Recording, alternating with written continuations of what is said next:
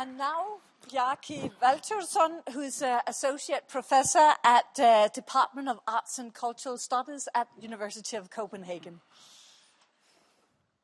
Hi again. You've seen me before here as a critical friend, and now You're just a friend. I'm the grumpy humanist, I guess, because I will be coming with a critical view on some of the things that we've been discussing at this conference. I called my talk Conditioned Participation and Audience Involvement, and what this basically is a critical inquiry into how users and audience are staged by and conditioned by digital media and digital communication, inclusive social media. And the reason why I'm saying social media as well is that what we've been seeing here in this conference is kind of a pattern that I've been referring to as the communication spiral. And it's closely linked to cross-media communications. So there's a lot of interesting projects, but usually in all of these cases, these projects are actually linked to social media. And I've been doing research within this area, and what I'm finding is that usually most of the interaction actually is conducted through social media. And that gives some interesting kind of challenges that I want to address here.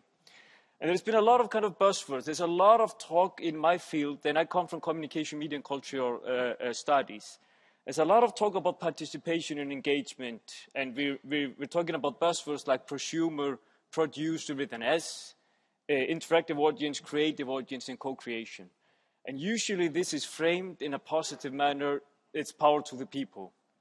So in a larger perspective, we're talking about read-write cultures instead of only read-only cultures, as it was before.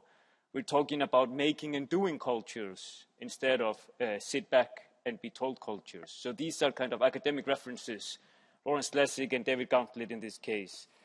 And I've seen this tendency as well, this positive way of framing participation here as well. One of the slides said there are infinite possibilities.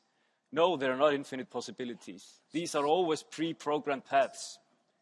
And in my view, it's the context that actually accounts for the contours of participation.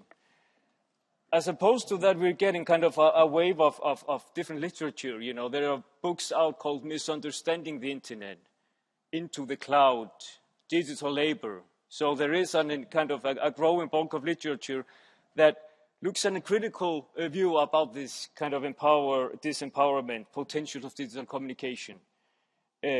So what I want to address is basically how do digital technologies actually state the users and the audience. And here, Jose van Dijk offers a really, really nice theoretical framework when she talks about, inspired by both A&T and political economy. So she talks about technology, and technology being platform, protocol, and interface. And how technology frames the use and the usage, and then the use and the usage frame the content. But that's only one part of the side, because you need to look at political economy at the same time. So what is the ownership behind the service? How is it governed?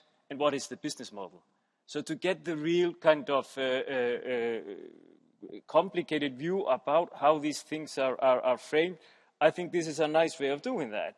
So just to take an example from one of the things that we've been looking at here, doing a flash mob that constitutes 10 million hits automatically hits a spiral of cross-media communication. Content travels from one platform to the next, from one regulation to the next, from one privacy policy to the next. So when you do a flash mob and you actually publish it on YouTube, that has some consequences. The same with Facebook. You can like on Facebook. That's an affirmative platform. You cannot dislike. That's one way of how kind of these platforms condition your participation. What happens to the information that goes to the cloud? Why are we making all the work in user-generated content and we're not getting any money? What is the business model? How is it governed? Who owns the data? And what is it being used for? How is engagement stayed within different communicative milieus, and how does the concept of engagement relate to the concept of participation? Is participation necessarily a good thing? There has been a lot of reference in this conference to experience. I've never heard a definition of the experience concept. We would do very, very well to go back to the phenomenological roots of experience. I have a feeling that we are talking about experience in terms of experience economy, and that's a totally different thing. There has been a lot of talk about quantification, and quantification is a good thing, but only if the twin brother of qualification is in the loop as well. So audience studies is all about methods. So how do you constitute audiences? How does technology constitute audiences?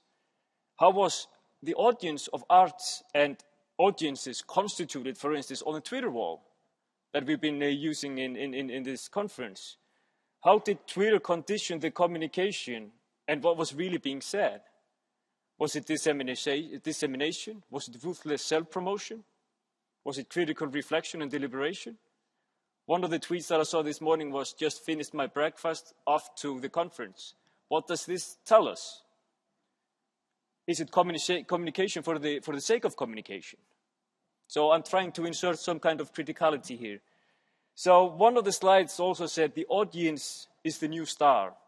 I would like to kind of frame this differently. I would say, could we be talking about the audience as the new slave? And here I'm referring to Fuchs. He talks about corporative social media are not a realm of user-prosumer participation, but a realm of internet prosumer commodification and exploitation. So according to him, Karl Marx is back in town, and we should be talking economic surplus value, as never before. Surveillance, users commodified for purposes, the blurring between the public and the private. The reason why I'm putting this out is not because every co-creative project is doing that, but I'm seeing that in the communication loop, they always enter the social media. And I have been doing research in Denmark on that as well, and it shows that people are not using the actual participative potentials of the platform that I was analyzing. The actual communication is taking place on Instagram and Facebook in that case. And that's just something to think about. And when I do interviews in that and talk with my peers, well, they say, the people behind these projects, we cannot get to them otherwise. We have to go where they are already and then engage them there. But this engagement on social media has consequences that I don't see a particularly critical reflection about. Jody Dean is talking about the fantasy of participation, a sort of interconnected linked passivity that actually prevents actual action. It prevents something from happening. So we're participating so much that we're not participating anymore. An example of this is we like on Facebook, but we don't go out on the streets. We like a cause. There's a talk about the Twitter revolution, but the revolution still took place on the street. At the same time, my research also shows that when you do a communicative structural analysis of a platform like Facebook, it's basically all about colonization. And here I'm referring to Habermas in terms of colonization. But just to even out the edges, I also do qualitative interviews. And these interviews tell me that people are aware of this, but they just say, I get so much through my Facebook that I cannot stop it there.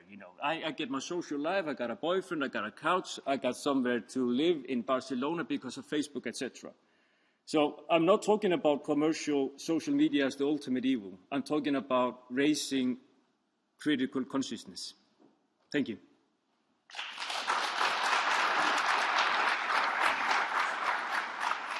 Do please have a seat. Yeah. And now